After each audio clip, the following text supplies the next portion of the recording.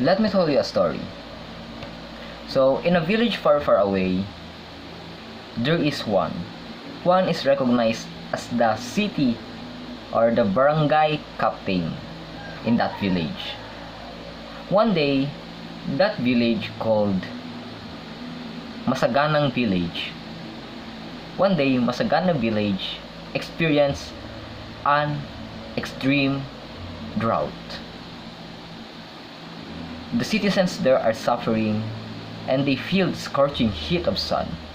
They lack water, and that is what is their biggest problem.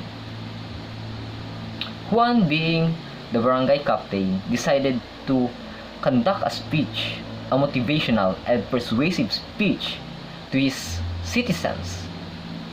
The citizens got so inspired and motivated, and they agreed to the plan of Juan.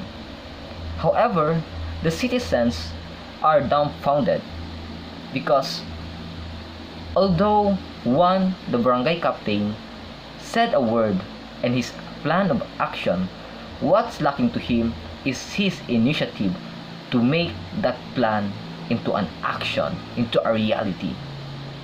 So days pass by, weeks pass by, there's no improvement. On the other hand, there is Pedro. Pedro is the typical farmer in the Masagana village. And one day, he knows or he discovered that there is an lake that's residing in the far, far mountain away.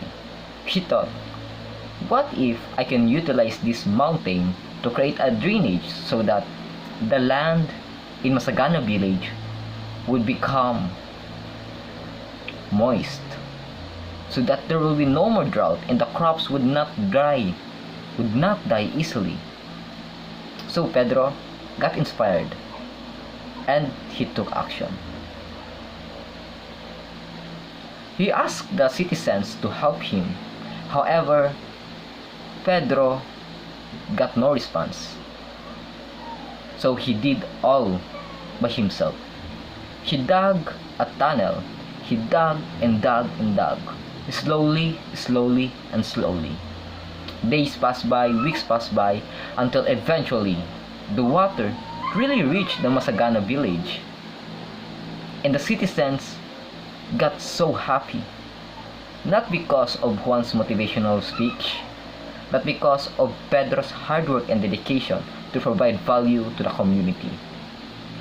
By the end of the day, the citizen recognized Pedro instead of Juan, and Juan got humiliated. But instead of thinking of Pedro in a negative way, he's so grateful because he learned that words do not count alone. Instead, it is the action that what counts the most. Let me tell you my story. So, di ba SSLG president ako? And I am also a bit guilty of this because there's a lot of responsibilities on the SSLG, in the school works, in the personal life, and sometimes yung mga proposals na wish mong i-implement this week is hindi mo nagagawa, and anong nangyayari, parang namumove pa next week. But here's the catch. That activity na namove next week, may tendency yan na ma-move pa yan next week unless you decided that you take action today.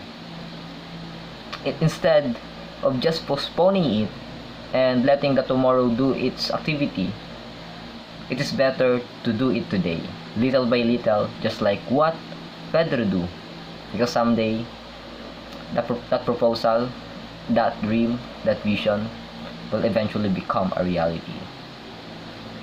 So far, the lessons that I want to share with you is that deed and not words are what counts most. People may applaud you, people may, tsaka in Tagalog, maaari kang paghangaan ng mga tao based from your word. However, ang tunay na paghanga, na-achieve yan when you show the result. Of course, we all judge by the result. Kapag sinabi ng classmate mo, uy, with highest honor ako, do you think they would become happy? They might even think na parang nayayabangan sila sa iyo. Because that's just what people do not need the words.